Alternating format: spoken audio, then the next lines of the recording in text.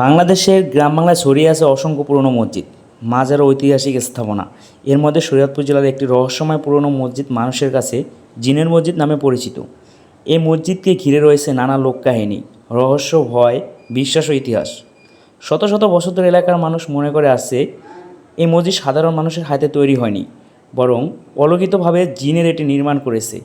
তাই এটি জিনের মসজিদ নামে বিখ্যাত হয়ে ওঠে। লোকের মুখে শোনা যায়, বহু বছর আগে শরীয়তপুরের একটি নির্জন গ্রামে হঠাৎ করেই রাতারাতি এই মসজিদের অস্তিত্ব দেখা যায়।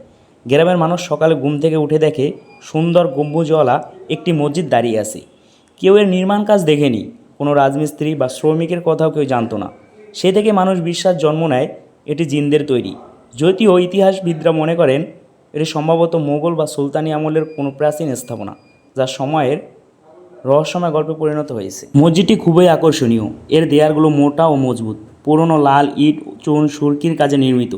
ছোট ছোট খিলান, গম্বুজ এবং কারুকাজ দেখে বোঝা যায় এটি অনেক প্রাচীন আমলের স্থাপনা। অনেকেই বলেন রাতের অন্ধকারে মসজিদের চারপাশে অদ্ভুত নীরবতা নেমে আসে। কেউ কেউ আবার দাবি করেন গভীর রাতে এখানে অদৃশ্যভাবে নামাজের শব্দ শোনা যায়। যদিও এসবের কোনো বৈজ্ঞানিক প্রমাণ নেই, তবে স্থানীয় মানুষেরা বিশ্বাস আজও অটুট। এই মসজিদ শুধু ধর্মীয় স্থাপন নয়, এটি স্থানীয় সংস্কৃতি ও লোকবিশ্বাসের একটি অংশ। দূর দূরান্ত থেকে মানুষ এই রহস্যময় মসজিদ দেখতে আসে। কেউ ইতিহাস জানতে আসে, কেউ আসে কৌতূহল নিয়ে, আবার কেউ আসে মানত করতে। অনেকে পর্যটক ও গবেষণা এই মসজিদ নিয়ে আগ্রহ প্রকাশ করেছেন। সম্প্রতি বিভিন্ন সংবাদ মাধ্যমে ও ইউটিউবে প্রতিবেদন শরীয়তপুরের এই জিনের মসজিদ নিয়েই আলোচনা হয়েছে। বাংলাদেশে এমন আরও অনেক পুরনো মসজিদ রয়েছে যেগুলোকে মানুষ রহস্যময় বা জিনের মসজিদ বলে ডাকে। যেমন এবং এসব স্থাপনার সঙ্গে লোককথা ও অলৌকিক গল্প জড়িয়ে আছে। সবশেষে বলা যায়, শরীয়তপুরের পুরনো জিনের মসজিদ বাংলাদেশের ঐতিহ্য, লোকবিশ্বাস ও ইতিহাসের এক অনন্য নিদর্শন।